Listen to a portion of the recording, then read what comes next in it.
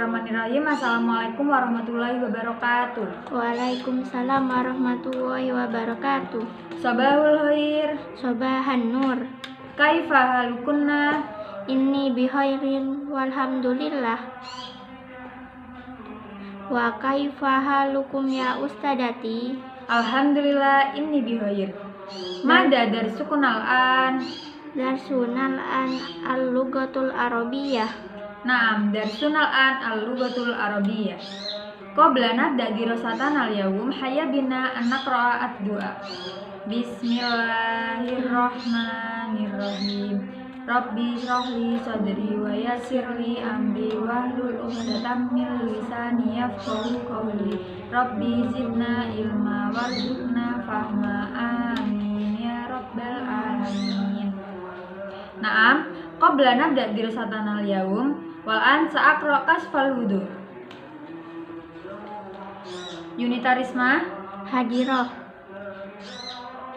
Atika Fani Hadirah. Safira Andin Hadirah.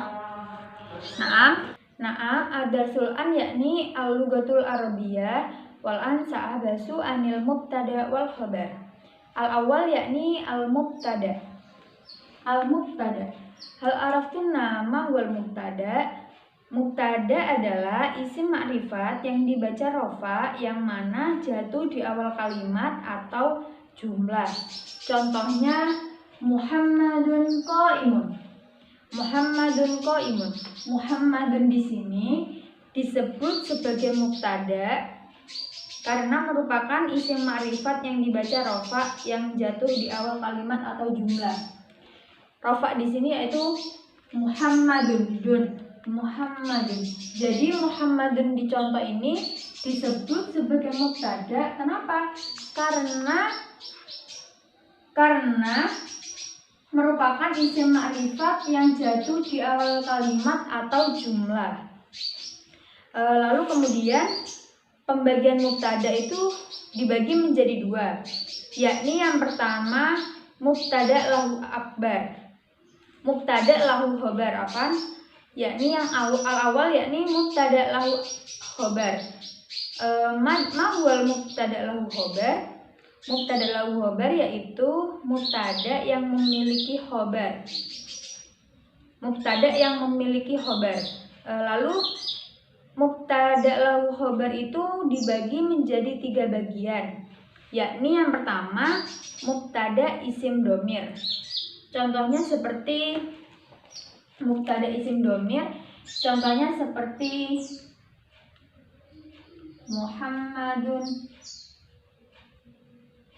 Muhammadun qaimun, sama seperti contoh yang di atas. Muhammadun qaimun. Ini contoh dari mubtada isim dohir. Kemudian selanjutnya mubtada isim domir. Contohnya seperti huwa Muhammadun. Yang disebut sebagai mubtada isim dohir yakni huwa. Huwa di sini disebut sebagai isim domir. Kemudian mubtada masdar muawwal. Contohnya yakni wa an tasumu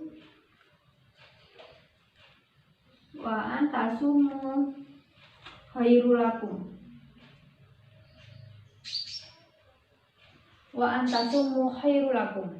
Yang disebut sebagai mubtada masdar muawwal yakni wa antasumu di sini disebut sebagai mubtada masdar muawwal.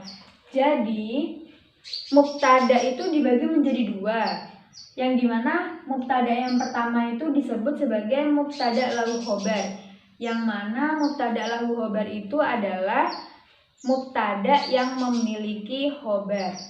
Kemudian mubtada lahu khobar itu sendiri dibagi menjadi 3 bagian, yaitu yang pertama mubtada isim dhohir, yang mana contohnya seperti Muhammadun qaimun. Muhammadun qaimun di sini disebut sebagai mubtada isim dhohir, yang mana Muhammad ini yang dimaksud sebagai mubtada isim dhohir. Lalu yang kedua mubtada isim dhamir, yang itu contohnya seperti huwa Muhammadun. Huwa Muhammadun itu disebut sebagai isim dhamir. Lalu yang ketiga mubtada masdar muawwal. Yang ketiga mubtada masdar muawwal, yaitu contohnya seperti wa antasumu khairul lakum. Wa antasumu di sini disebut sebagai mubtada masdar muawwal. Jadi ini tuh pembagian dari mubtada yang mubtada lahu khobar. Naam wal an al badaha yakni khobar. Hal arti nama wal khobar. Khobar adalah sesuatu yang berfungsi sebagai penyempurnaan faidah atau mutimmu faidah. Karena standar dari khobar adalah mutimmu faidah, maka khobar boleh terbuat dari apa saja. Contohnya sebuah kalimat disebut sebagai mutimmu al-faidah ketika posisinya pantas diberi arti adalah dalam bahasa Indonesia atau iku dalam bahasa Jawa. Kemudian contoh dari khobar itu sendiri yaitu Muhammadun qaimun. Muhammadun qaimun. Muhammadun qaimun. Qaimun di sini disebut sebagai khobar. Kenapa? Karena merupakan isim yang dibaca rofa dan posisinya pantas diberi adalah, sehingga ia berfungsi sebagai mutimmul al-faidah.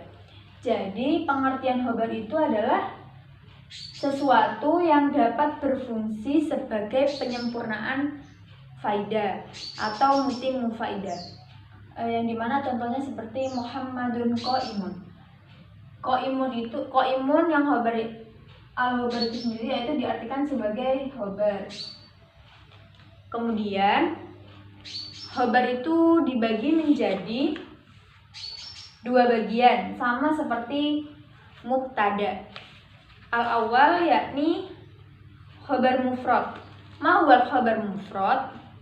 Khobar mufrad yakni khobar yang bukan berupa jumlah maupun sibghul jumlah.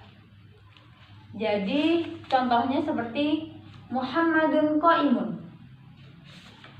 Jadi khobar mufrad itu adalah khobar yang bukan berupa jumlah maupun sibghul jumlah.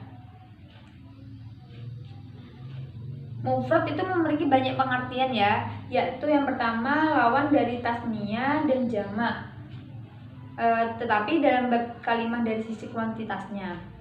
Lalu lawan dari jumlah dalam bab khobar, naat dan hal.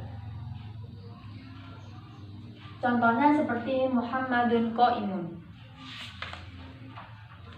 Atau bisa juga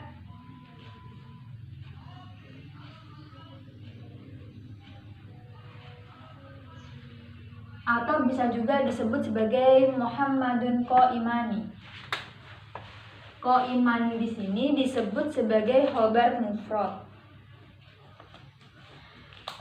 Yang kedua yakni khobar ghairu mufrad.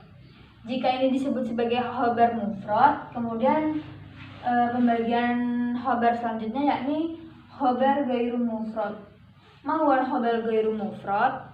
Khobar ghairu mufrad yaitu khobar yang berupa jumlah atau sibghul jumlah. Jadi jika khobar mufrad di sini disebut sebagai bukan jumlah, kemudian khobar ghairu mufrad itu bisa berbentuk jumlah atau sibhu jumlah. Kemudian khobar jumlah terdiri dari jumlah ismiyah dan jumlah fi'liyah, sedangkan khobar sibghul jumlah terdiri dari jar majrur dan dzaraf. Kemudian khobar ghairu mufrad itu dibagi menjadi dua, yang mana yang pertama khobar jumlah yang mana meliputi jumlah fi'liyah atau jumlah yang terdiri dari fi'il dan fa'il. Contohnya seperti Muhammadun yaktubu darsa.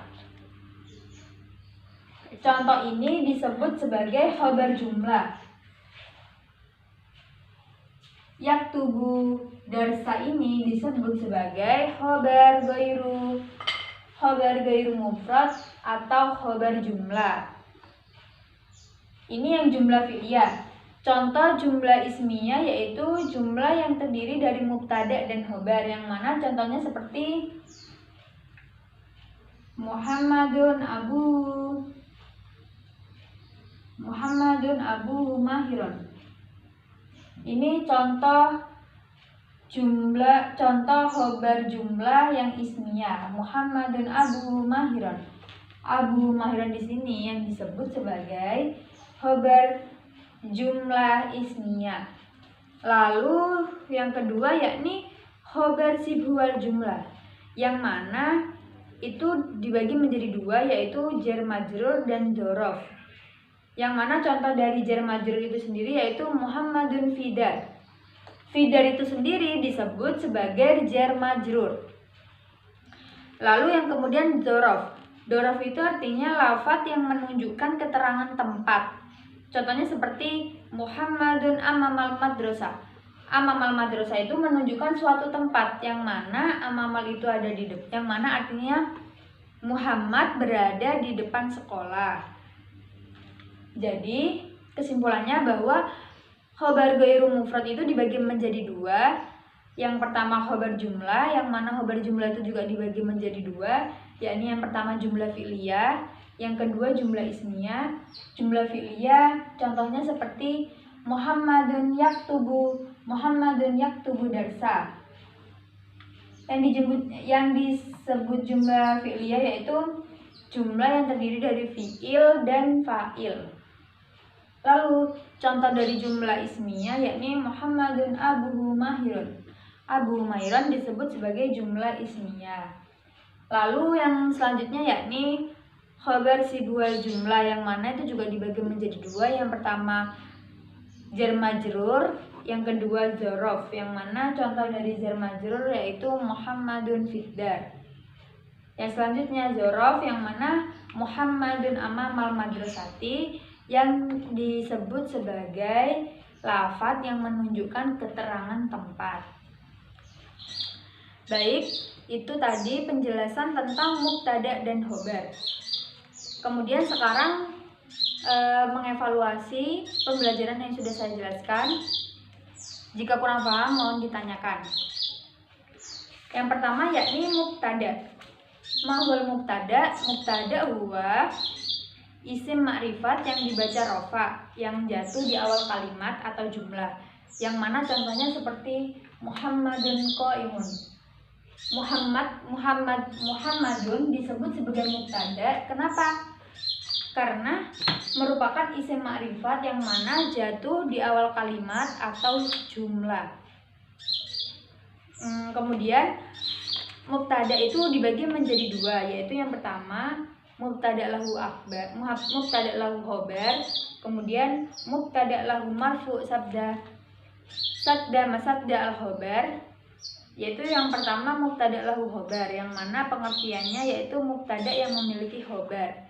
Yang mana contohnya seperti Muhammadun qaimun huwa Muhammadun wa antasumu khairul lakum. Lalu kemudian khobar, yang mana khobar itu sendiri artinya sesuatu yang berfungsi sebagai penyempurnaan faidah atau matimu faidah. Yang mana contohnya seperti Muhammadun qaimun, akan tetapi qaimun di sini disebut sebagai khobar. Jika mubtada itu Muhammadun yang disebut mubtada, tapi khobar qaimun disebut sebagai khobar. Kenapa? Karena merupakan isim yang dibaca rofa dan posisinya pantas diberi adalah, sehingga ia berfungsi sebagai mutimmu al-faidah. Lalu khobar juga dibagi menjadi dua, sama seperti mubtada, yang mana yang pertama khobar mufrad, yang artinya khobar yang bukan berupa jumlah maupun sibul jumlah. Contohnya seperti Muhammadun qaimun, Muhammadun qaimani, yang mana qaimun yang disebut sebagai khobar mufrad, qaimani disebut sebagai khobar mufrad. Lalu kemudian yang selanjutnya khobar ghairu mufrad, yang mana khobar ghairu mufrad juga dibagi menjadi dua. Sebelumnya saya juga menjelaskan khobar ghairu mufrad, yaitu khobar yang berupa jumlah atau sibul al-jumlah. Jika yang pertama tidak berupa jumlah atau sibul jumlah, kemudian yang kedua berupa jumlah atau sibul jumlah. Lalu dibagi menjadi dua bagian. Yang pertama khobar jumlah, yang mana khobar jumlah itu juga dibagi menjadi dua. Yang pertama jumlah fi'liyah, yang contohnya Muhammadun yaktubu darsah. Yaktubu darsah di sini disebut sebagai jumlah fi'liyah. Kemudian jumlah ismiyahnya contohnya Muhammadun abu mahirun.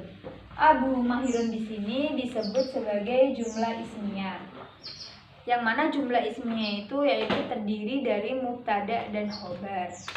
Lalu kemudian yang selanjutnya khobar sibu al jumlah, yang mana juga dibagi menjadi dua. Yang pertama jar majrur, lalu yang selanjutnya dzaraf, yang artinya lafadz yang menunjukkan keterangan tempat.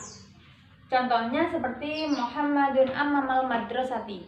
Ammamal madrasati itu disebut sebagai dzaraf. Kenapa? Karena itu menunjukkan suatu tempat. Akan tetapi jika jar majrur itu contohnya seperti Muhammadun fiddar.